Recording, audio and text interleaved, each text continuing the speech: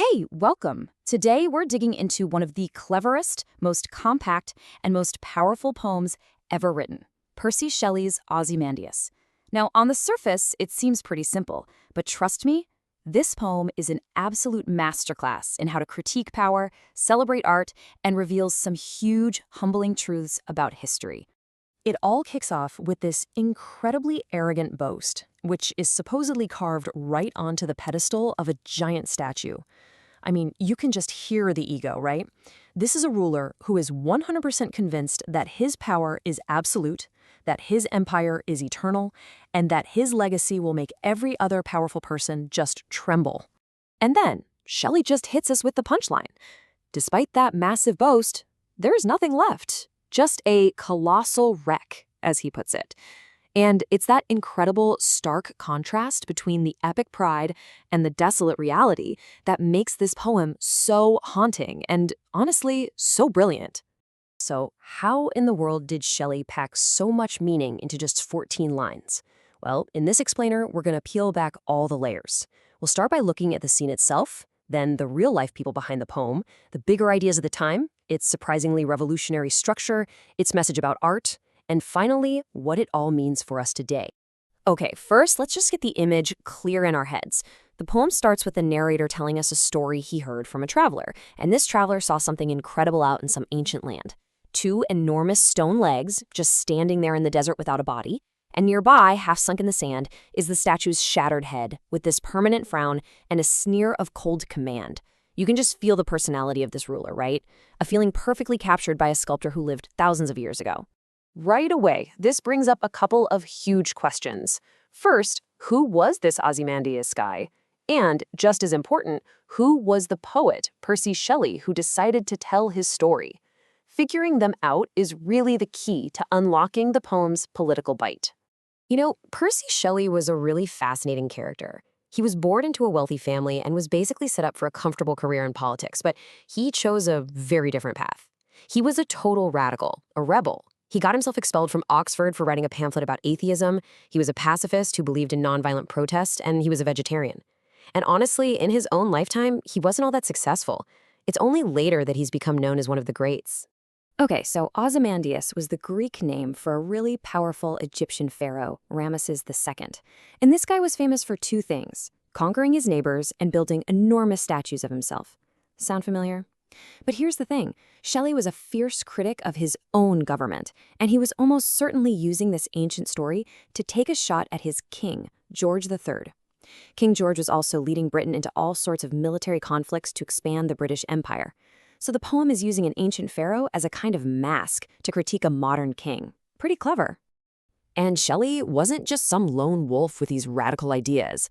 Nope. He was part of a huge artistic and intellectual movement that was all about challenging authority and the way things were. It was the age of Romanticism. Shelley belonged to what we now call the second generation of Romantic poets, right alongside famous names like Lord Byron and John Keats. And these guys were seen as even more radical than the Romantics who came before them.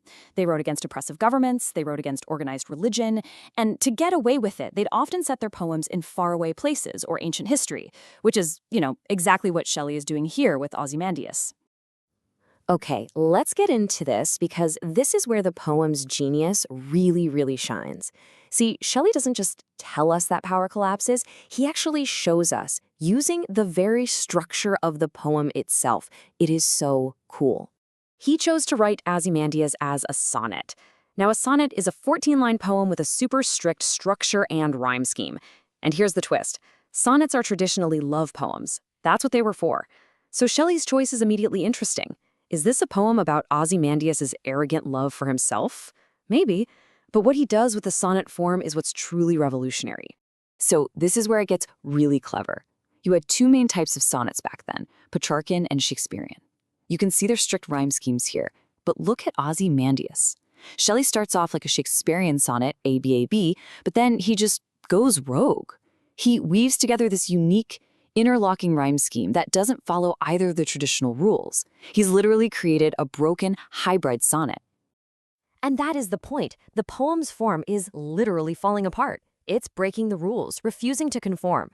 The broken structure of the poem is a perfect mirror for the broken statue in the desert and the broken power that it represents. Shelley's message is that nothing lasts forever, not empires, not statues, and not even poetic rules. So this brings us to the poem's other really profound message. I mean, if the king's power is gone and all his mighty works have turned to dust, what's left? Did anything actually survive? Well, the answer is definitely not Ozymandias. His legacy is just a pile of rubble, but something else did endure the long march of time. And the clue is hidden in one of the poem's most brilliant words. Here it is. The poem says the sculptor captured the king's passions with the hand that mocked them. Now, that word mocked has a fantastic double meaning. On one hand, it can mean to create a model of, like to mock something up. But it can also mean to ridicule, to make fun of someone. Shelley is hinting that the artist was secretly making fun of the tyrant he was sculpting, embedding a critique right into the art that Ozymandias was way too arrogant to ever notice. The king is long gone, but the artist's defiant message, that's what survives. And this is what gives the poem its lasting power. It was written over 200 years ago about a pharaoh who lived thousands of years before that, but its warning has honestly never been more relevant than it is right now. This is the timeless, simple truth at the heart of Ozymandias. It doesn't matter how great or powerful or permanent a ruler or a nation thinks it is. That power is temporary. In the end, nature, those lone and level sands stretching far away, outlasts every human ambition. It's a really powerful lesson in humility. So, that leaves us with one final, crucial question to think about. When you look at the world today, at our leaders, our monuments, our own empires, who do you think history will remember as the Ozymandiases of our time?